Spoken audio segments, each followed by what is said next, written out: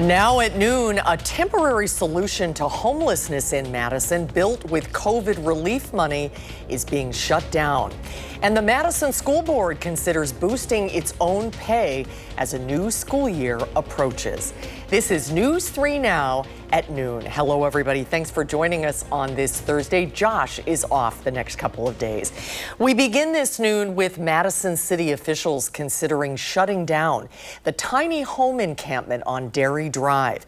The city's Board of Public Works recommends dismantling the site due to funding shortfalls.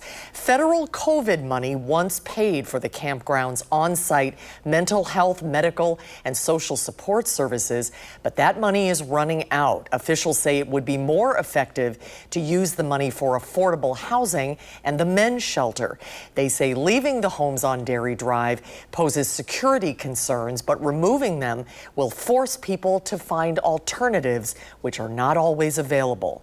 Really made it successful was the availability of on-site services. It's a considerable cost, and the money to maintain that just isn't there. That's what keeps me up at night, because we have people who, really aren't going to be able to live outside in the wintertime if they can't get into shelter.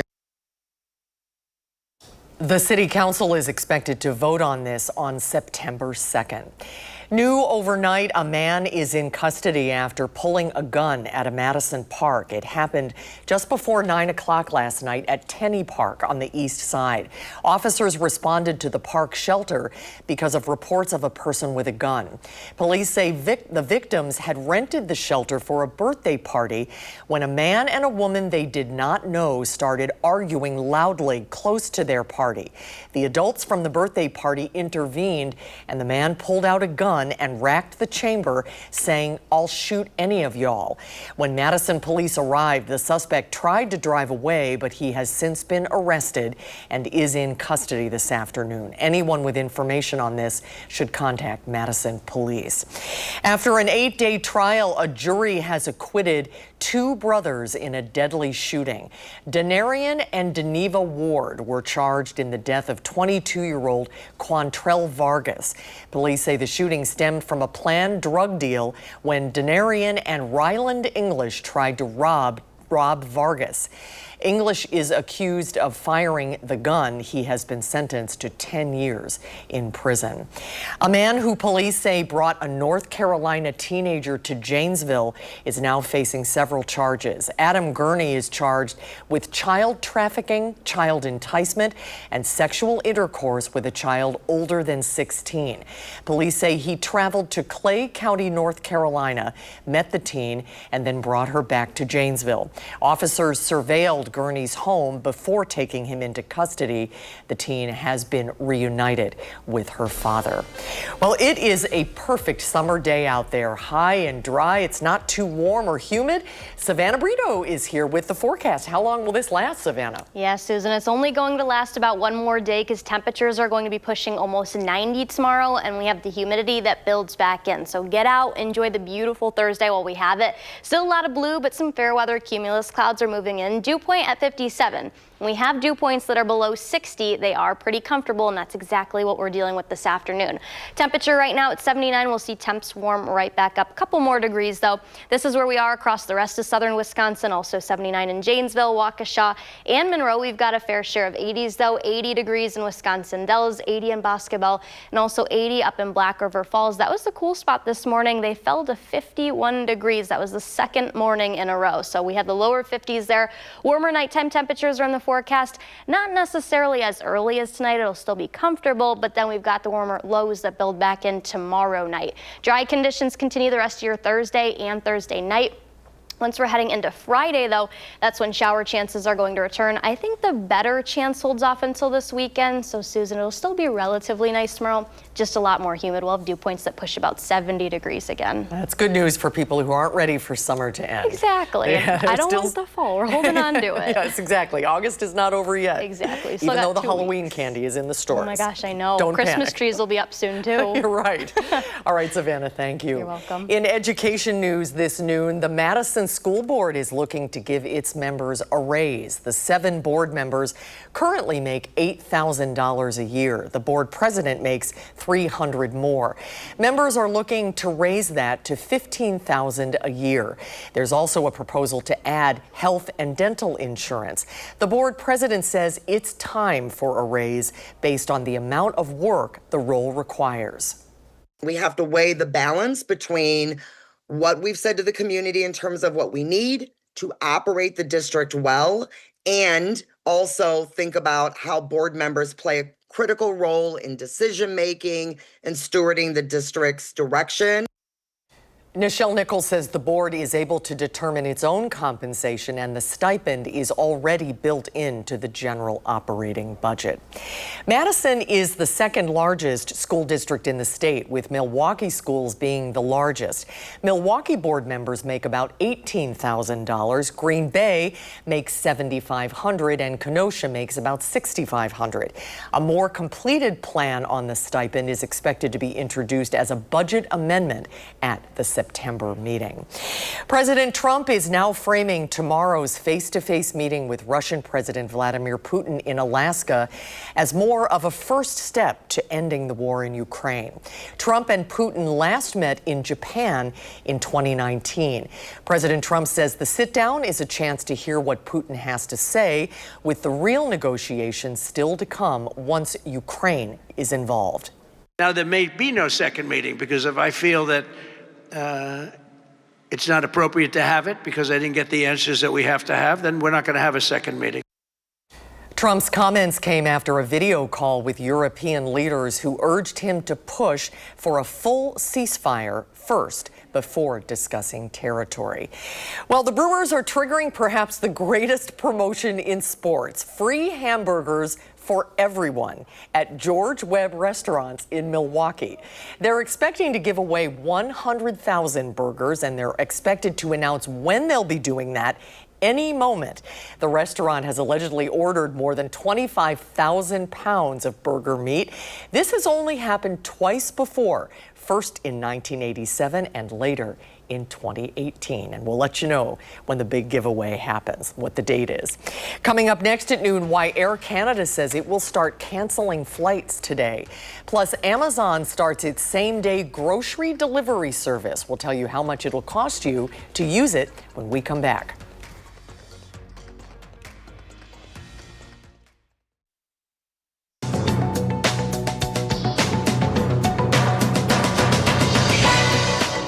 Air Canada says it will start canceling flights today ahead of a possible strike by its flight attendants. The union representing the company's 10,000 flight attendants has given notice that it could strike starting on Saturday if a new labor deal is not reached by then. Customers whose flights are canceled will be notified. They're eligible for a full refund. The NBA has approved the sale of the Boston Celtics to an investment group led by businessman Bill Chisholm. The deal is valued at more than $6.1 billion. Chisholm will take a 51% ownership stake in the team when the deal is finalized. He'll have full control by 2028 at a price that could push the team's total value above $7 billion. And Amazon says its same-day grocery delivery service is now available in 1,000 cities and towns across the U.S. The company is adding non-perishable food items to the service, which is free for Amazon Prime members for orders over $25. Non-members can order same-day delivery for a fee of $12.99. Amazon says it hopes to expand the service to more than 2,000 more locations by the end of the year, all as the company aims to compete with rivals like Instacart and Walmart Plus. That's your CBS News Money Watch report. For more, log on to CBSMoneyWatch.com. At the CBS Broadcast Center, I'm Jesse Mitchell.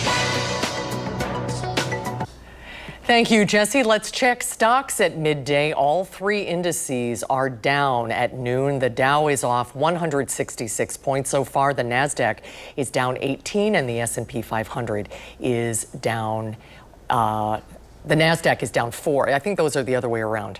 Anyway, they're all down across the board. Up next, Pam has today's Ag News, and then coming up later this afternoon on Live at 4, before Black Restaurant Week ends, we sit down with a participating restaurant owner about reaching the 10-year milestone. We'll be right back.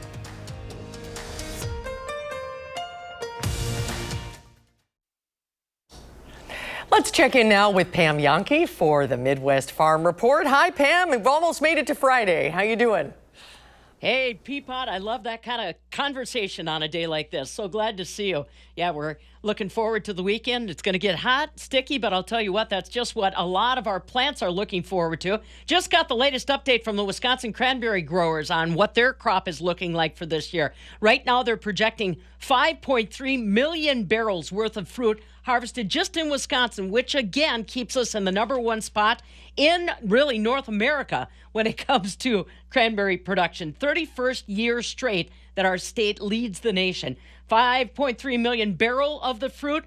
That's 31 years, $1 billion worth of economic impact in Wisconsin, and over 4,000 Wisconsin jobs that are generated just from our cranberry crop. So something to think about. They're going to start buying or bringing in some of those crops as early as September. Hey, speaking of events in this weather, I want you to start planning in advance, taking care of yourself for the Badger Steam and Gas Engine Club Show that gets started tomorrow through Sunday up just outside of Baraboo. This year, Ferguson and Ford are the emphasis areas, the engines that they're focused in on. They'll have parades of some of those gentle giants every day of the show. So like I said, even though the weather's going to get hot, make sure you're planning there. I don't think we're going to have to worry about real hot weather March of next year. That's when I'm taking off on our next farm tour. London, Wales, and we're also headed to the Lake District, they say. And then fall of next year, South Carolina and Georgia, looking at cotton production, peanuts, and several of the commodities that I just don't know much about. Again, if you want to know what's going on, holidayvacations.com is the website. Enter my name, Pam, in the keyword search, and you'll see the brochure and trip details there. Please try to call them first instead of trying to call me. I don't get a lot of time to slow down and return a lot of phone calls. I apologize for that. So we're looking at the dairy complex today. Next week, we are going to get the July milk production figures. Matt Traddle with Everegg out of Platteville tells me we're expecting whoppers. For the heat and the milk production that we lost in the Midwest, California had moderate weather, and they're bringing the milk for sure. Idaho as well. So brace yourself, dairy farmers. We're seeing some of it today. Barrel cheese dropped 3.5 cents at 182.5. 40-pound block cheese down 10 1/4 at 177 3/4. AA butter stood still at $2.28 a pound, but Susie Q down 10 1/4 in a day. I hope I don't have to report that kind of information next week when we get the report. Yeah, I hope you're right. All right, Pam, get out and enjoy this beautiful day today. Thanks, kiddo. See you later. All right, we'll see you tomorrow. And speaking of the weather, let's head over to Savannah. It's a beautiful summer afternoon, Savannah. It is beautiful, Susan. We're going to see that those weather conditions stick around for the evening, and then it'll be slightly more humid tomorrow. So get out and about, enjoy these temperatures while we have them.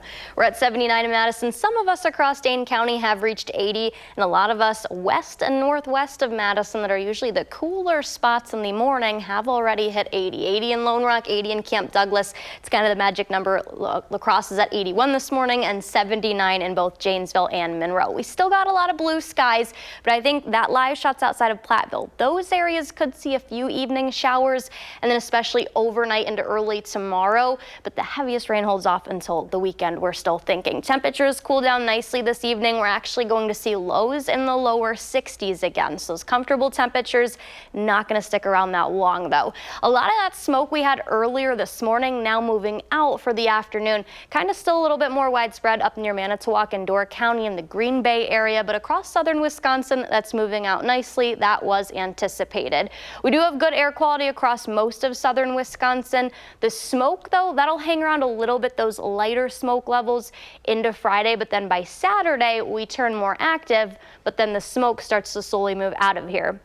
We just got this kind of like very light blue color hanging around. It's a very, very light smoke. It's still not non-existent, but overall a big improvement, especially from what we had just a couple of weeks ago. So shower chances, let's time those out. Like I said, this evening we could see a stray shower, more likely for Platteville. They're seeing a lot of cloud cover buildup. Will be mostly cloudy pretty quickly into tomorrow morning. This is about 4:30. So La Crosse, Viroqua, Prairie du Chien, maybe as far east as Boscobel, we'll start to see scattered showers. Once they come further into southern Wisconsin, travel eastward, I do expect them to fizzle out. This is now 9 o'clock tomorrow morning. I think we could still have some showers up in Camp Douglas and Wisconsin Dells. They'll be brief, not going to last that long, but yes, we could see a couple of downpours. The afternoon looks pretty good. We've got a southerly wind gusts only about 10 to 15 miles per hour tomorrow. I think slightly higher than what we're going to see later this afternoon into the rest of the evening. But a couple areas probably going to top out at 90, the rest of us mid to upper 80s. So warmer temperatures return tomorrow. We've got the humidity too. After that, this is when I think the more widespread rain moves in. This is 6:30 Saturday. So even Friday night looks good. Once we get to that start time of the farmers market, might want to hold off, maybe have an umbrella, because I think we'll have some widespread showers northwest of Madison. Those will come through. Stronger storms, a few of them, not completely impossible Saturday and Sunday, and we're going to hold that pretty active pattern once we get through Monday and Tuesday early next week. So yeah, I've got the showers off and on for Saturday and then potentially into Sunday too. I don't think it's going to be a complete washout, but we will be dealing with off and on showers through that time frame. Once we get to Wednesday next week, that's when our temperatures are going to be much more comfortable again. We've got the lower humidity too, not necessarily to start the work week off on Monday or Tuesday, but I think by Wednesday we'll see some improvement. And then Susan, check those lows out. We get down maybe into the upper 50s some of those nights. So we might be able to hold our air conditioning off and open the windows. That would be nice. Yes, very it nice. would. All right, Savannah, thank you. Let's check in with Howard now. He's continuing his week-long carnival food favorites in the Mr. Food Test Kitchen. As you probably can tell by the smirk on my face, or from the cinnamon sugar I probably have all over it, that our week-long sleuth of fair food continues. Today, we're making one of my favorites, fried dough, or as a lot of people call them, elephant ears. And the best thing about these, besides them being super easy and tasty, is that they'll have your gang stampeding to the kitchen in no time. We start off by heating some vegetable oil in a deep skillet or a soup pot. While that's heating, we cut a loaf of thawed frozen bread dough into thirds. We gently stretch each piece into about a 6-inch circle. You want to do this like you would if you were making pizza dough, being careful not to tear it. Now we fry these one at a time until they're golden on both sides, and when they are, we take them out and drain them on paper towel. Sprinkle on some cinnamon sugar while they're still hot and dig in. And if you're wondering why these are called elephant ears, it's because they look just like them. I do hope you'll go online and get the recipe for our fried elephant ears, so you'll be able to make traditional fair food right at home anytime you want. Maybe dig out that oversized stuffed animal you won years ago and relive those fond memories. I'm Howard with Kelly in the Mr. Food Test Kitchen, where today we found a festive way for you to say, ooh, it's so good. Delicious. Thank you, Howard. After the break, don't go away. We have puppies in the studio, 2 of them. We'll meet our pets of the week from the Dane County Humane Society.